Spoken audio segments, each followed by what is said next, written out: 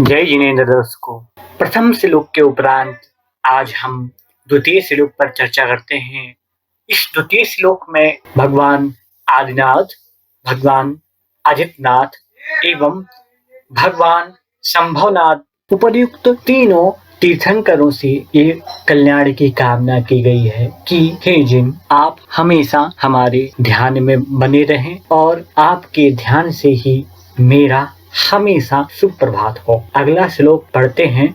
श्लोक संख्या 2। श्रीमन्नतामर किरीटमणि प्रभावी रालीढ़ पाद युग दुर्धर कर्मधूर श्रीनाभिनन्दन जिनाजित संभवाख्य त्वध्यानतोऽस्तु सततं मम सुप्रभातम्। परच्छेद। श्रीमन्नत अमर किरीट मणि प्रभावी। यहाँ पर श्रीमन ना के स्थान पर ता हुआ है क्योंकि आगे पंचम वर्ण ना है।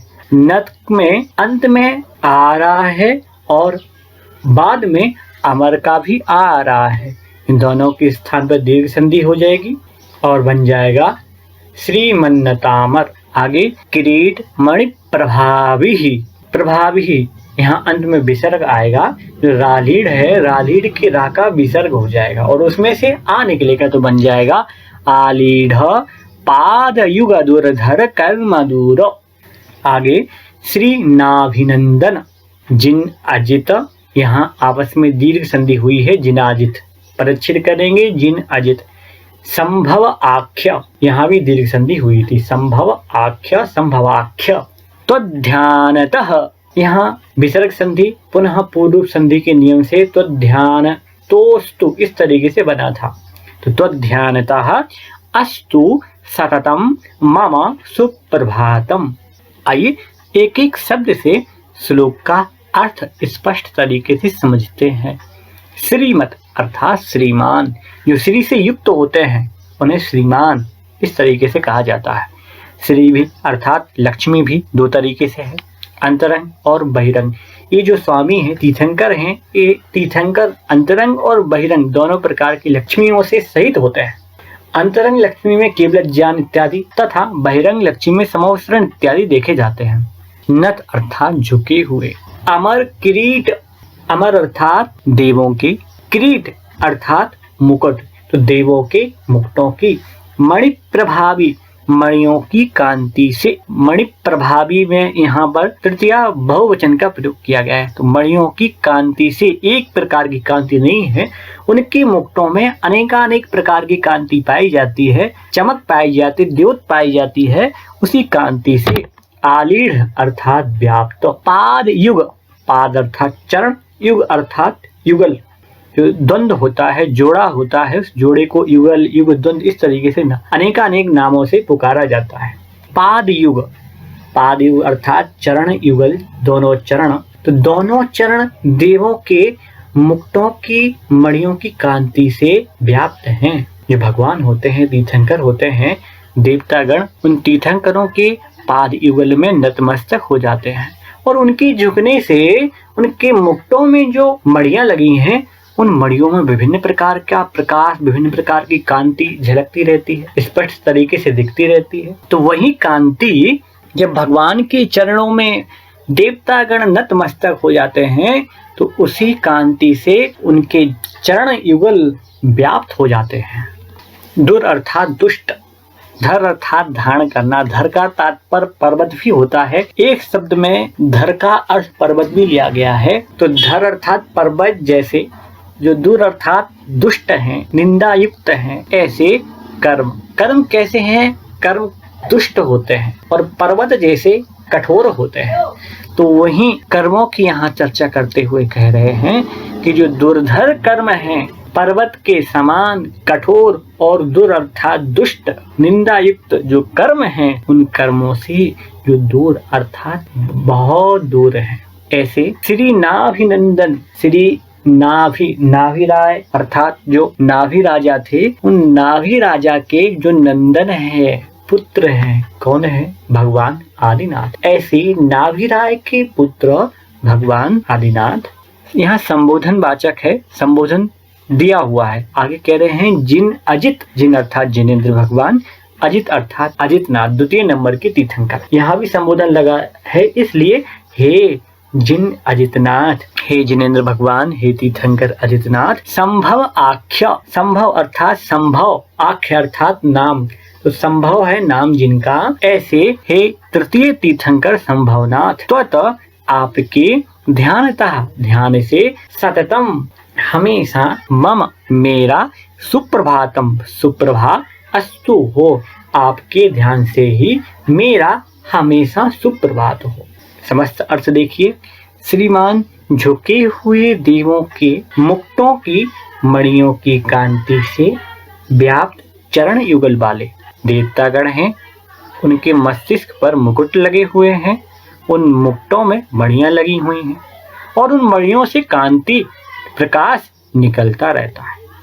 तो जब कांति प्रकाश निकलेगा और वही मस्तिष्क, वही देवों का सिर भगवान के चरण युगल में झुकेगा, तब क्या होगा? उस कांति से, उस प्रकाश से भगवान के चरण युगल एक तो पहले से ही अत्यंत सुंदर है, इसलिए उन्हें कमल की उपमा दी जाती है, और ऊपर से जब मणियों की कांति उसमें उन चरणों में पड़ेगी तो चरण युगल उन मणियों की कांति से व्याप्त हो जाएंगे और बहुत ही अत्यधिक मात्रा में सुंदर प्रतीत होने लगेंगे।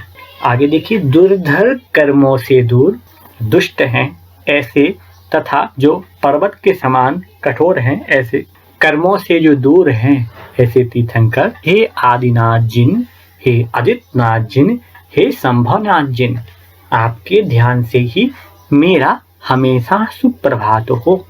द्वितीय श्लोक देखिए। छत्रत्रय प्रचल चामर बीजमान देवाभिनंदन मुनेषु मते जिनेन्द्र पद्म प्रभारुणमणिद्युतिभासुरांग त्वध्यानतोस्तु सततं मम सुप्रभातम्। परिच्छेद देखें। छत्रत्रय प्रचल चामर बीजमान, आपका एक प्रश्न हो गया, छत्रत्रय इस तरीके से क्यों पढ़ा जा रहा है?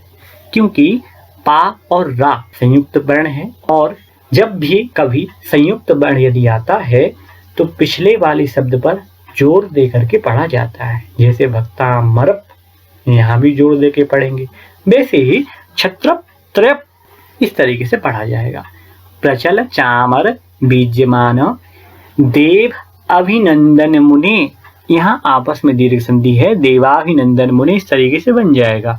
सुमते जिनेन्द्र, यहाँ तीनों स्थानों पर देवाभिनंदन मुने, सुमते और जिनेन्द्र तीनों स्थानों पर संबोधन का प्रयोग किया गया है। ये संबोधन के शब्द हैं। पद्मा प्रभ संधि हो जाएगी और संधि से अरुण मणि द्युतिभासुरांग इस तरीके से निकलेगा। यहाँ पर दीर्घ संधि हुई है, पद्मा प्रभ के बाद आ रहा है, आपस में दीर्घ संधि हो जाएगी। आगे वही शब्द है जो ऊपर हमने अभी पढ़ा, तो ध्यानतः अस्तु सततम मम सुप्रभातम। आइए अन्वयार्थ देख। छत्रत्रय शब्द एकदम स्पष्ट है। छत्र कितने होते हैं? त्रय अर्थात तीन, तो तीन प्रकार के छत्र।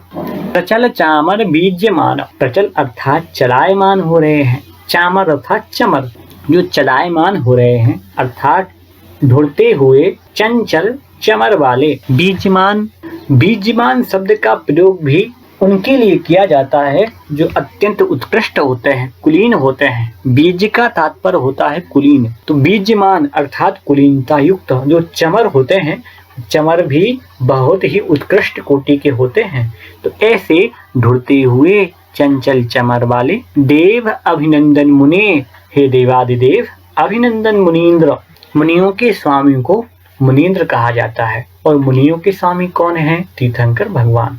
सुमते अर्थात हे सुमतिनाथ जिनेन्द्र, अरुणमणि पद्मरागमणि की द्युतिभासुरांगो लाल कांति के समान। जैसे पद्मराग मणि होती है, पद्मराग मणि की जो कांति होती है वो अत्यंत लालिमा युक्त होती है, लाल कांति के समान चमकदार है शरीर जिनका, ऐसे पद्म प्रभु स्वामी तत् आपकी ध्यानतः ध्यान से सततम हमेशा मम मेरा सुप्रभातम सुप्रभात अस्तु हो, आपके ध्यान से ही मेरा हमेशा सुप्रभात हो।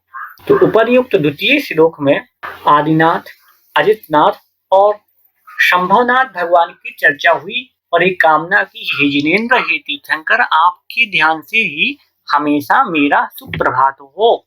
और तृतीय श्लोक में भगवान अभिनंदन जी एवं सुमतिनाथ जी तथा पद्म प्रभु भगवान के बारे में चर्चा हुई और एक कामना की, हे तीर्थंकर हे भगवान, आपके ध्यान से ही हमेशा मेरा सुप्रभात हो। समस्त अर्थ देखिए, तीन छत्र युक्त और ढुरते हुए चंचल चमर वाले हे अभिनंदन जिनेन्द्र, हे सुमतिनाथ जिनेन्द्र, पद्मनाग मणि की लाल कांति के समान चमकदार है शरीर जिनका, ऐसे हे पद्म प्रभु भगवान, आपके ध्यान से ही मेरा हमेशा सुप्रभात हो। दर्शकों, आशा है आपको दोनों ही श्लोक अच्छे तरीके से समझ में आ गए होंगे। अगर आप फिर भी समझ नहीं पा रहे हैं, नीचे कमेंट बॉक्स में हमें अवश्य लिखें। इस चैनल का प्रारंभ हुआ है इस उद्देश्य को लेकर के, संस्कृत के जितने भी ग्रंथ हैं, स्तोत्र हैं, स्तुतियां हैं और भी अनेकानेक स्वाध्याय हेतु जो भी जिनवाणी है, उन सबका यूट्यूब चैनल के माध्यम से घर घर तक, देश देशांतर तक सभी स्थानों पर जैन धर्म का प्रचार प्रसार हो सके। दर्शकों, आपसे भी अनुरोध है, निवेदन है, आप भी इन वीडियो को समस्त जैन समाज को देखने के लिए प्रेरित करें और हमारे इस चैनल से जुड़ने के लिए उन्हें भी निवेदन करें। इस चैनल हम सब जैन समाज का चैनल है। ये वीडियो यदि आपको अच्छे लग रहे हैं, कृपया लाइक करें। चैनल को सब्सक्राइब नहीं किया है तो सब्सक्राइब करें और भी यदि कोई आपके सुझाव हो तो नीचे हमें अवश्य लिखें। जय जिनेन्द्र।